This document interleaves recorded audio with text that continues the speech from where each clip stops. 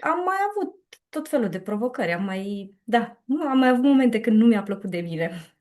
Și da, poate nu-mi place cum reacționez mereu, dar da, per total cred că am rămas la aceleași gânduri bune.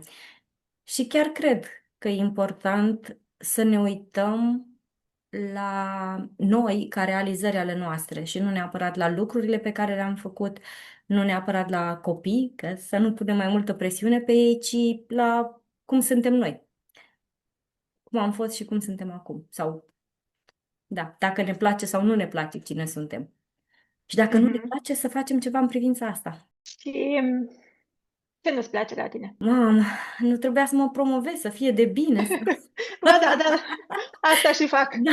Păi, nu-mi place la mine că, într-un fel, cred că relațiile cele mai importante suferă cel mai mult. Pentru că în relația cu copilul, cu părinții și cu soțul sunt, da, ei văd ce, știi, ce e cel mai rău la mine, să zicem.